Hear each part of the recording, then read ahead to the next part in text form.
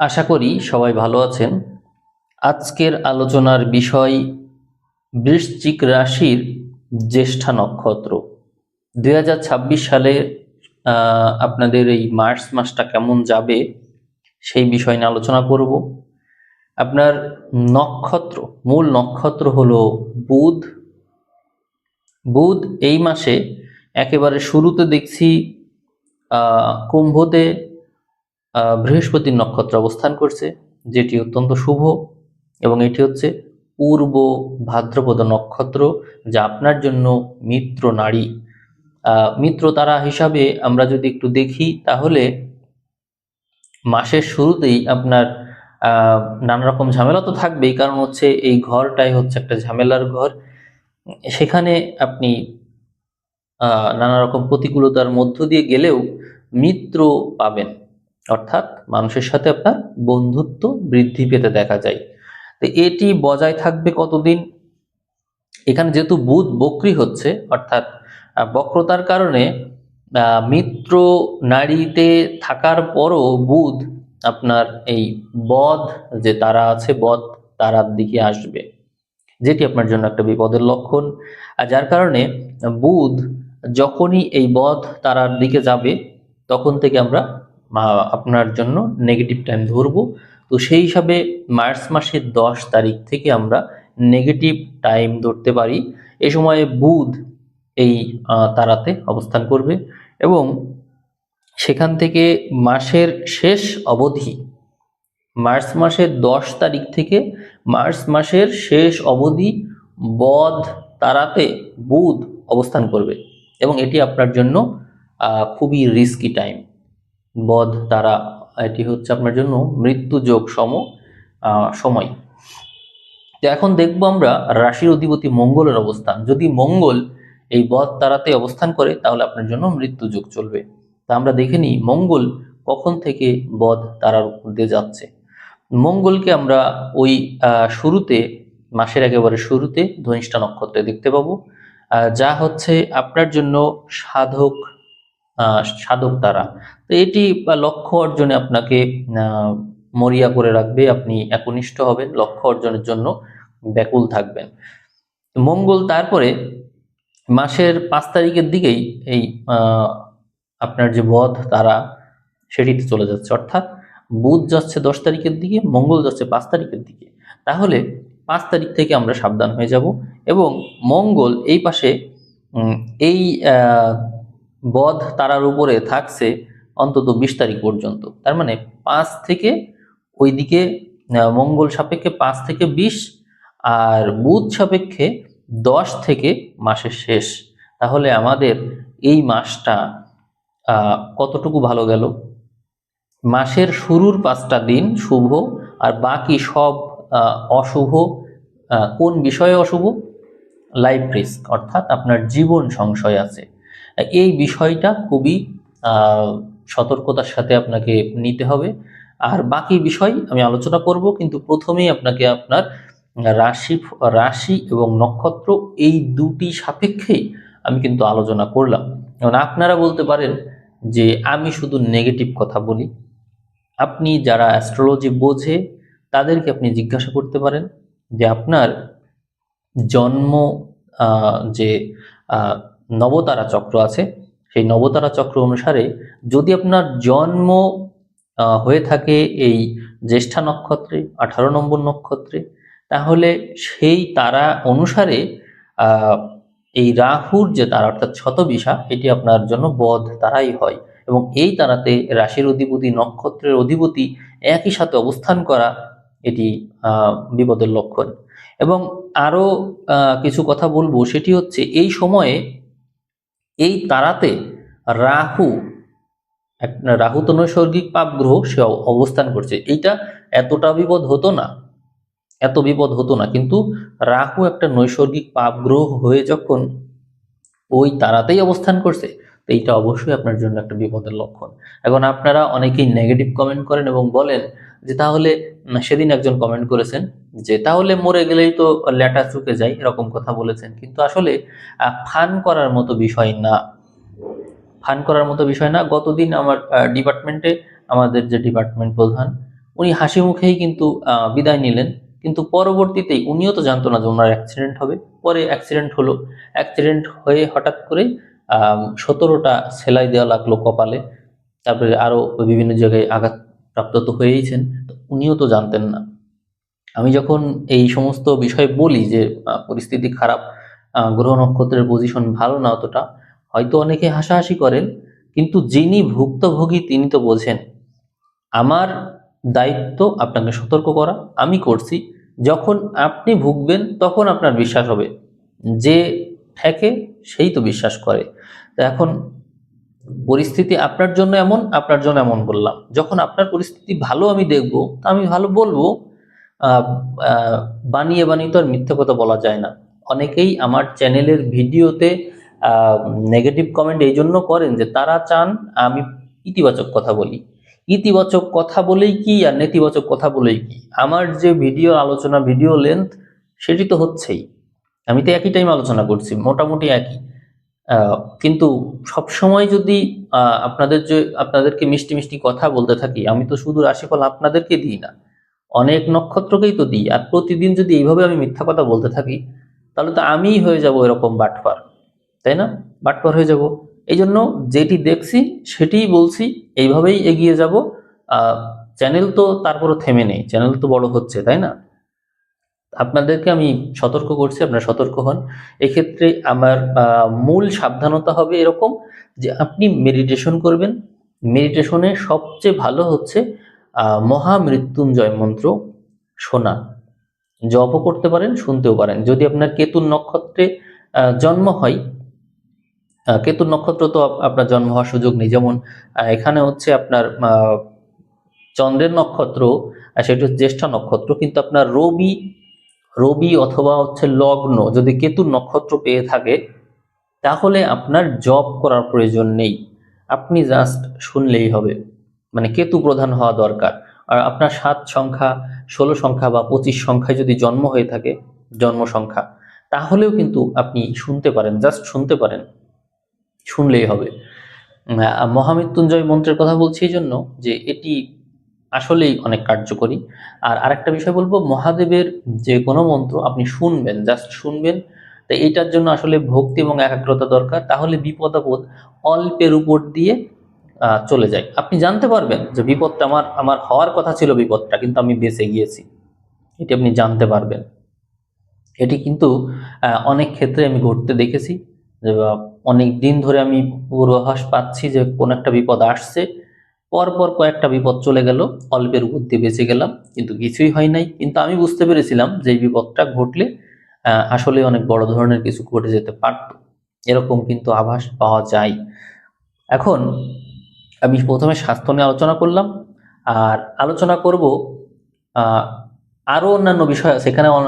অন্তত 20টা বিষয় আছে যেগুলো নিয়ে আলোচনা করা যায়, কিন্তু আমি আসলে একটা ট্রায়ালের বেসিসে এগোচ্ছি। সব নক্ষত্রকে এখন আর আমি কিন্তু ভিডিও দিই না, কারণ হচ্ছে যারা নিয়মিত না, আমার দর্শক হিসেবে যারা নিয়মিত না, তাদেরকে আমার ভিডিও দিয়ে লাভটা কি? এই জন্য আমি দেখব, এই যে আমি ভিডিওটা দিলাম আহ, জ্যেষ্ঠ নক্ষত্র বৃশ্চিক রাশি, আপনাদের ভিডিওর ভিউ 5,000 হওয়া মাত্রই আপনারা আবার ভিডিও পেয়ে যাবেন। আমি এখন থেকে এইভাবে টার্গেট নিয়েছি। যারা নিয়মিত দর্শক, অর্থাৎ ভিডিওর ভিউ যেই মাত্র 5,000 হবে, আমি আপনাদের কমেন্ট দেখব। কমেন্টে কে কি জানতে চেয়েছেন, কে কি বিষয়ে জিজ্ঞাসা করেছেন, আমি সেইটার ভিত্তিতে আবার ভিডিও দেবো। সেটা 1 সপ্তাহ লাগতে পারে, 5 দিন লাগতে পারে, 10 দিন লাগতে পারে, আবার পুরো মাসেও নাও হতে পারে। এই হচ্ছে ব্যাপার। তো আমি এখন সার্বিক কিছু বিষয় নিয়ে কথা বলবো। ভিডিও লেন্থ মোটামুটি 20 মিনিট মতো হবে, আমার হাতে এখনো 10 মিনিট আছে। তো দেখি, এখানে সম্পদ নিয়ে আলোচনা করব। সম্পদের ঘরে বৃহস্পতির দৃষ্টি থাকছে, সম্পদের অধিপতি বৃহস্পতির দৃষ্টি সম্পদের ঘরে, আপনার সম্পদ যোগ প্রবল। আমরা চতুর্থ ঘরে অনেক গ্রহ দেখতে পাবো, অনেকগুলো গ্রহ। এই কারণে বাড়ি গাড়ি, গৃহযোগ, গাড়ি যোগ, বাহন যোগ যেটাকে বলে, এই বিষয়ে আপনার আগ্রহ মাত্রাতিরিক্ত বাড়বে। এবং যেহেতু চতুর্থ থেকে দশমে দৃষ্টি থাকছে, দশমে কেতু থাকছে, এই জন্য যদি কর্মক্ষেত্রে তো নানান ব্যস্ততা থাকবেই, আপনার রিস্ক থাকবে, লাইফ রিস্ক থাকবে, এই কথা আমি বারবার বলছি। কিন্তু যদি আপনি একাগ্র হতে পারেন, গভীরভাবে মনোযোগী হতে পারেন, তাহলে ওই কর্মে আপনি অবশ্যই সফল হবেন কেতুর কারণে।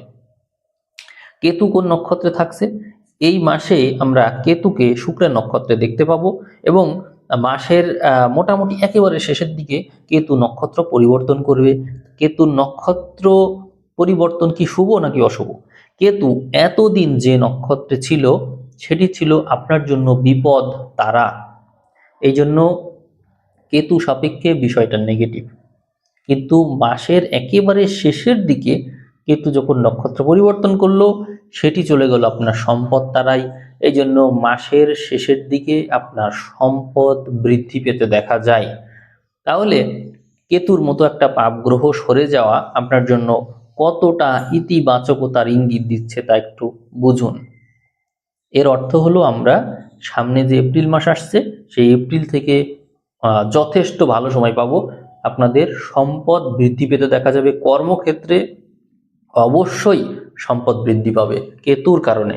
এবং অনেকেই জানতে চায় যে দৈব সহায়তা, লটারি, এইগুলোর মাধ্যমে যে অর্থযোগ, সেটি কিন্তু তৈরি হবে এপ্রিল থেকে। এরপরে প্রচেষ্টার কথা বলবো। প্রচেষ্টার ঘরে বিশেষ গ্রহ না থাকলেও শনির পঞ্চমস্থ অবস্থান এই তৃতীয় পঞ্চমের কানেকশন তৈরি করে এবং নিজের বুদ্ধি খাটিয়ে নিজের প্রচেষ্টায় বিশেষ কিছু করার নির্দেশ দিয়ে থাকবে।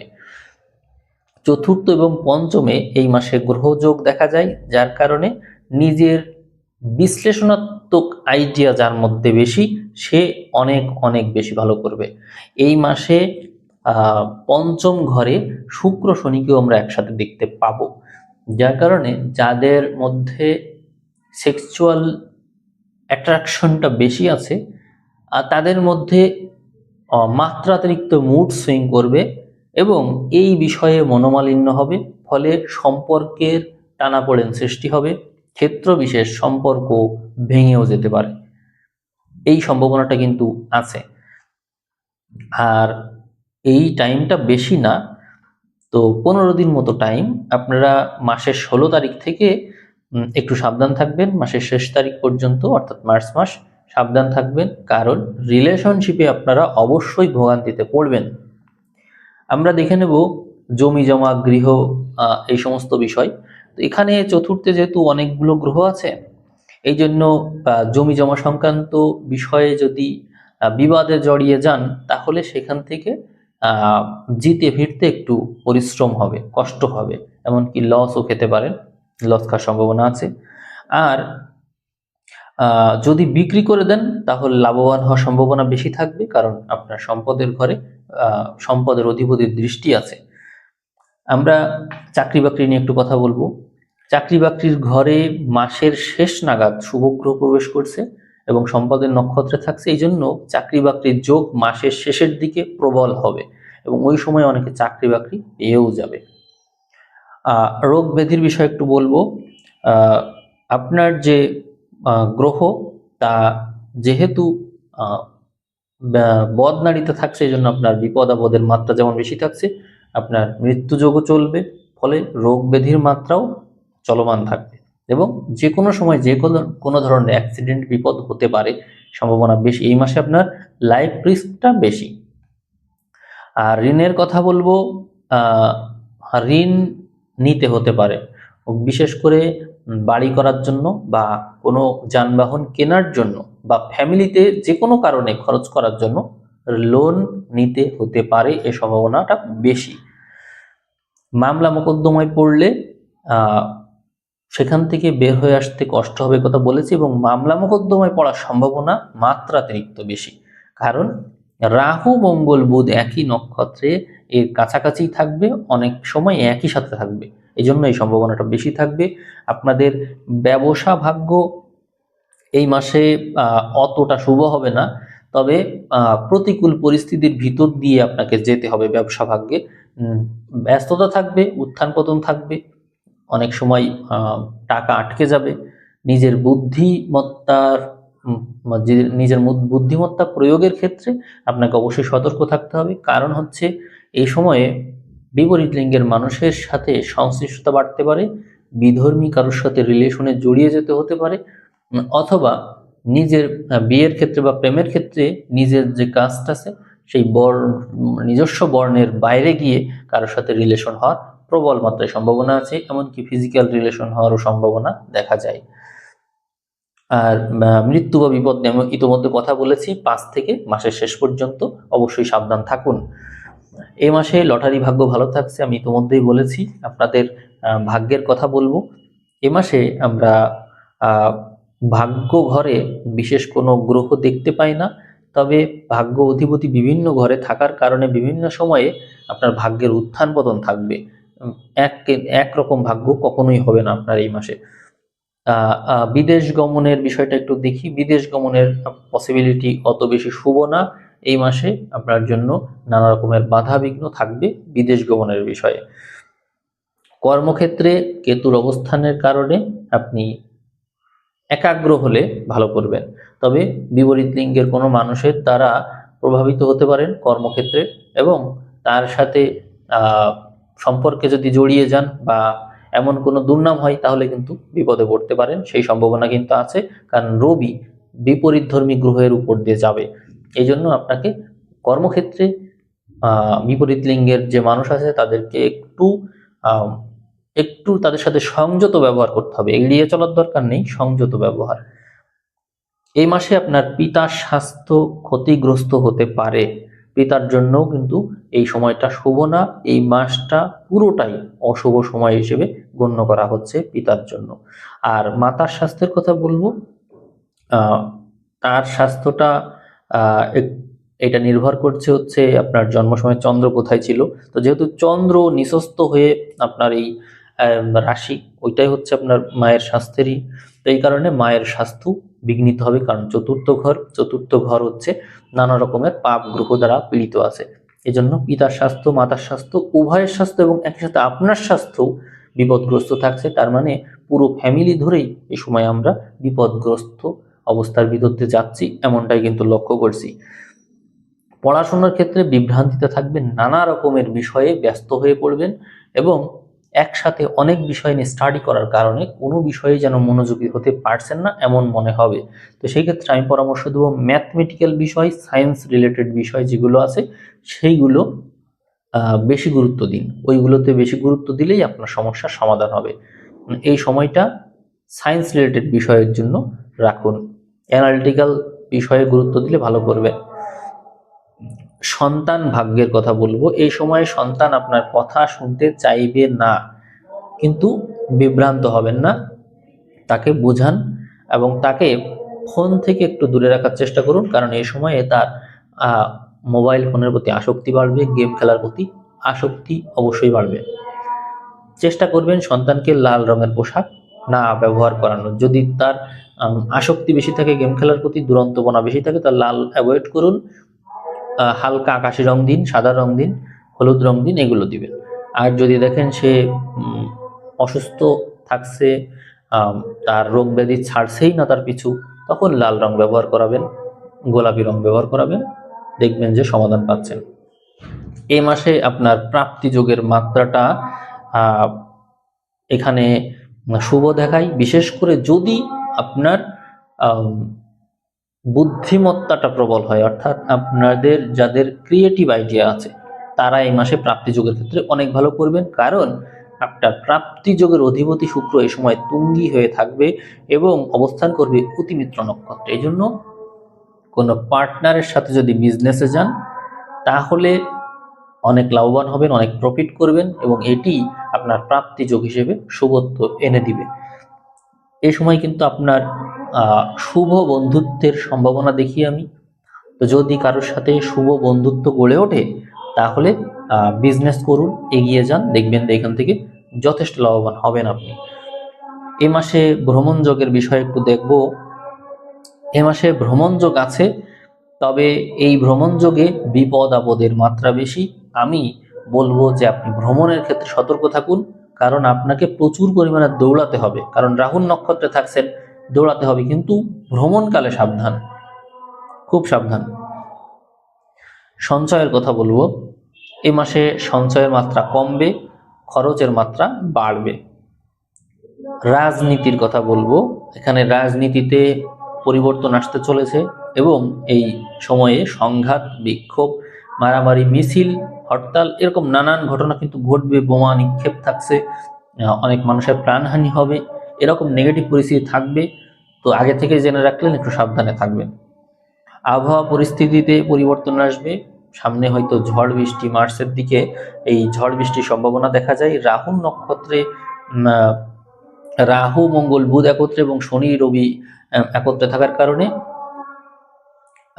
ঝড় বৃষ্টি, মাত্রাতিরিক্ত উত্তাপ বৃদ্ধি পাওয়া এবং তাপের উত্থান পতনের কারণে আবহাওয়া পরিস্থিতি বিপুলভাবে পরিবর্তন আসবে। মানুষের বুক সংক্রান্ত সমস্যা হতে দেখা যাবে, সর্দি কাশির সমস্যা বাড়বে, প্রেশারের সমস্যা বাড়বে, অনেক মানুষ স্ট্রোক করে মারা যাবে, এই সম্ভাবনা কিন্তু বেশি আছে।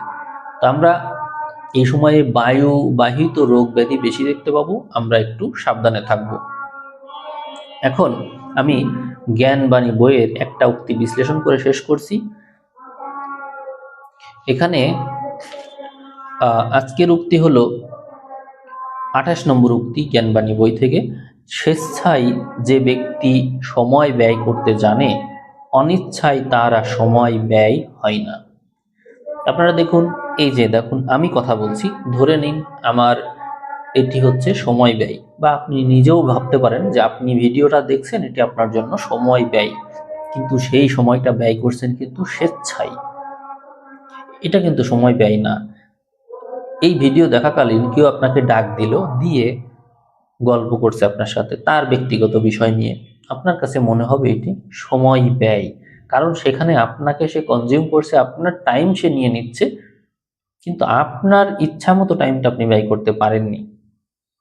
সময় দুই ক্ষেত্রেই ব্যয়, এক ক্ষেত্রে ব্যয় ছিল আপনি আপনার ইচ্ছা মতো ব্যয় করছেন, আর এই ক্ষেত্রে হলো কি সে আপনাকে ডেকে নিয়ে সময় ব্যয় করাচ্ছে, পার্থক্য এখানে।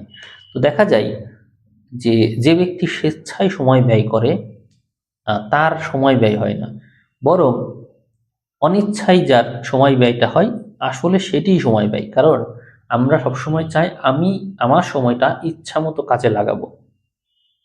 তো তখন যখন আমরা আমাদের ইচ্ছা মতো সেটা কাজে লাগাতে পারি, তখন কিন্তু আমরা সন্তুষ্ট থাকি, খুশি থাকি। কিন্তু যখন আমাদের ইচ্ছার বিরুদ্ধে আমরা কাজ করি, তখন আমরা অখুশি হয়ে যাই। তো এটি এখানে মূলত বলতে চাওয়া হয়েছে যে স্বেচ্ছায় যে ব্যক্তি সময় ব্যয় করতে জানে, অনিচ্ছায় তার আর সময় ব্যয় হয় না। কারণ সবকিছুই সে মেনে নিতে শেখে, সবকিছুতেই সে সুখ খুঁজে পায়, শান্তিতে থাকে, আনন্দে থাকে। এটি মূলত এর মূল কথা। তো ঠিক আছে, আপনারা ভিডিও অবশ্যই শেয়ার করবেন। ভিডিওর ভিউ 5000 ক্রস করলে আমি আপনাদের প্রশ্নের ভিত্তিতে অর্থাৎ কমেন্টের ভিত্তিতে অবশ্যই পরবর্তী ভিডিও লোড দেব। সবাইকে অসংখ্য ধন্যবাদ জানিয়ে আজকের ভিডিও এখানেই শেষ করছি। ধন্যবাদ।